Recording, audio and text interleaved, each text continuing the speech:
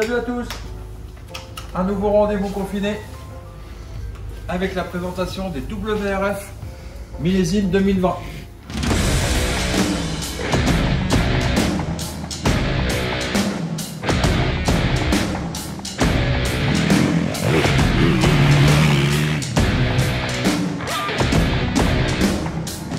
Pourquoi 2020? Parce que c'est l'année du changement chez Yamaha. Une toute nouvelle moto, enfin deux nouvelles motos, la 250, la 450. On va commencer par la 450 qui elle a subi sa transformation l'année dernière. Puisque les Japonais chez Yamaha commencent toujours par la catégorie 450 cm3. Donc on a une toute nouvelle moto avec un nouveau moteur, une nouvelle périphérie, nouveau châssis, nouvelle suspension, 100% nouvelle. Cette année, la 2020, en 2020 on a vu l'arrivée de la 250. Qui elle est complètement inspirée du modèle de sa cousine, l'YZF 250, avec son moteur, son cadre, sa partie cycle, 100% nouvelle, pour avoir finalement deux motos nouvelle génération, bien plus fines, ayant maigri et ayant encore un petit peu plus de le côté radical qu'on a pu par le passé, il y a une dizaine d'années, reprocher à nos belles WR en disant qu'elles étaient plus proches des trails que des enduros. Là, pour le coup, c'est complètement rectifié. Pour vous parler rapidement du choix d'une moto chez Yamaha, la 250 ou la 450, je suis souvent confronté à la question, je voudrais m'acheter une moto d'enduro, je débute, laquelle choisir? Et 9 fois sur 10, les clients veulent commencer par une 450. Évidemment, c'est pas le bon choix. Je vous invite tous à commencer, quoi qu'il arrive, par une 2,5.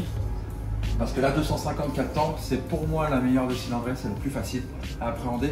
Que vous soyez le plus grand des débutants ou un champion comme Julien Gauthier, j'en passe et des meilleurs, vous aurez toujours la possibilité de pouvoir passer des bons moments sur cette moto. C'est une moto simple, c'est une moto qui adhère, c'est une moto qui est plus légère, c'est une moto qui va avoir moins d'inertie moteur, donc qui va pardonner finalement bien plus de choses que la 450 qui elle va nous obliger à avoir une grosse santé, beaucoup de physique, mais qui, sous d'autre côté, va être très plaisante à piloter, puisque moi, mon coup de cœur sur ces deux motos, c'est plutôt la 450 que j'adore pour les grands espaces. C'est une moto avec laquelle j'adore rouler par exemple au Maroc, dans les grandes pistes sableuses, les grandes pistes rocailleuses. C'est une moto exceptionnelle de par sa nouvelle architecture. Elle va vraiment, comme d'habitude chez Yamaha, tenir le pavé comme on dit. Vraiment, c'est une suspension exceptionnelle. Au passage, je remercie notre partenaire PMX qui nous fait toujours des suspensions fabuleuses depuis des années. Et puis, voilà, moi, le coup de cœur, c'est la 4,5, mais j'ai énormément de plaisir aussi à rouler avec la 250, puisque sur les enduros villes notamment, on a beaucoup plus de facilité à rouler avec ce type de machine. Pour terminer ma petite présentation, je vais juste vous parler aussi de la nouveauté sur cette nouvelle machine. C'est l'application que nous propose Yamaha.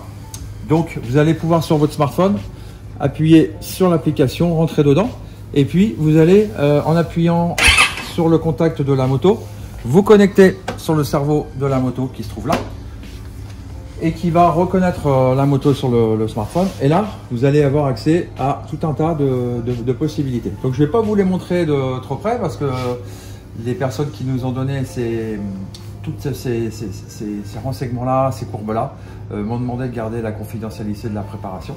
Donc, je vous les montre de loin. Et merci encore à l'équipe Bonneton de nous avoir bien guidés sur ce choix de map.